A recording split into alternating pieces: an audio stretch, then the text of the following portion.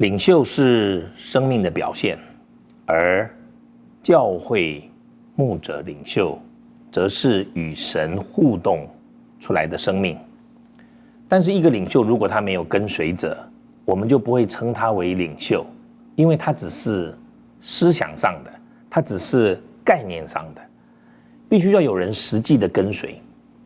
因为这个缘故，教会里面当你是教会的主任牧师，或者你是教会的堂会牧者的时候，我们需要有同工，而同工又不能单打独斗，我们就要把它建成团队。我们最近在谈到这个领袖与团队的时候，其实我们需要对于领袖这个人，就是你，有更深的自知。此外，我们也要知道怎么样把团队建立起来，怎么样拣选同工，怎么样选择同工。我这几年有一个心得可以跟各位分享。我今天要跟你们分享一个招募同工的原则，那就是不要太在乎他现在所有的实力，而要更看重选择那个有潜力的。当我这样讲的时候不是很容易，但是这个观念总要先放在心里面。我们不能说我现在没有这个状况，我只能这样。对，现实环境可能有很多是我们没有办法改变的，可是我们内心的思想要远远的能超过现实，我们才可能进步。什么叫做实力呢？实力就是你已经看得见他现在所拥有的才干或能力，这个叫做实力。什么叫做潜力呢？潜力是我们约略可以感觉出来，照他现在的年龄以及他的背景，他未来大概可以有比较好的发展，这个叫做潜力。我想我们在教会里面大概都是看实力，因为教会里面有蛮多可以挑选的人，所以我们就说哇，你看这个人这么会带敬拜他这么会领诗，那我们就让他来做教会的领诗吧。或者我们说这个人口才很好，所以把他变成一个讲员，大概不太难吧？大概我们都会这样想。然后这个人思想很清晰，如果他跟我们一起做执事，我们一起讨论事情，会有一个很好的结果，这些都是对的。但是这个我们会看重就是现有的实力。我没有说完全不要管这个部分，但是我说不用太在乎现有的实力，因为我们很难忽略他们。可是如果你要教会一直往前走，我们在培养人上面要选择有潜力的。通常有潜力的都比较年轻，你说那我怎么选呢？就是年轻怎么能做事呢？你要知道有些教会是30岁以下的人都不能做同工。那你说那我们怎么样可以找到合适的同工呢？我有4点我自己归纳出来的。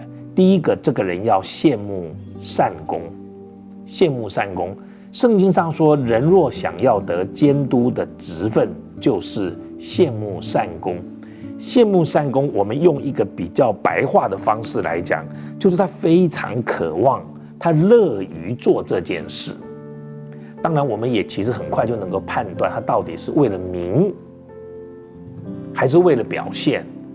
但是无论他是为了名为了表现，这些我们要注意以外，我们不能忽略一件事情，就是如果一个人做事总是没有热情，我可以告诉你这个人是不太适合做同工的。他要勇于乐于渴望去做一件事。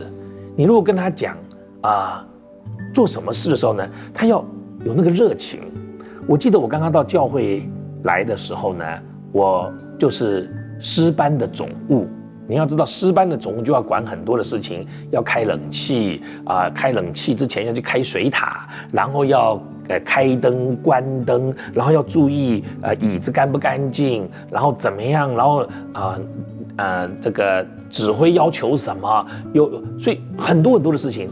可是我发现我做了很多年之后，我乐于做这件事情。我觉得当一个人羡慕善功的时候，是一个有潜力的人。第二个就是他愿意受教顺服。teachable， 就是他愿意受教。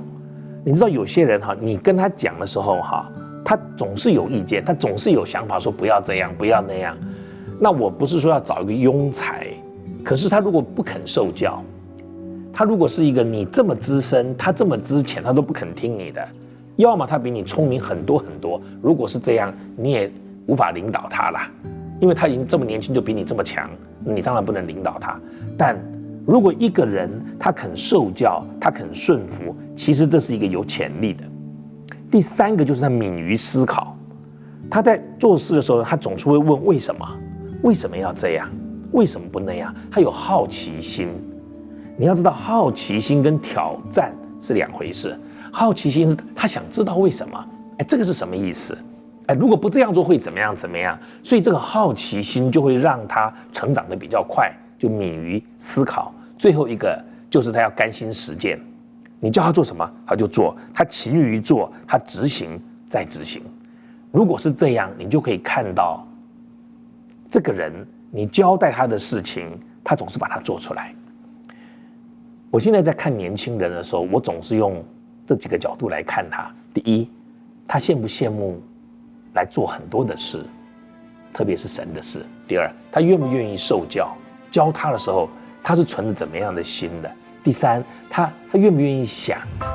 第四，他愿不愿意做。我希望提供这个很具体的给我们的同工，让你们知道怎么样挑选年轻有潜力的同工。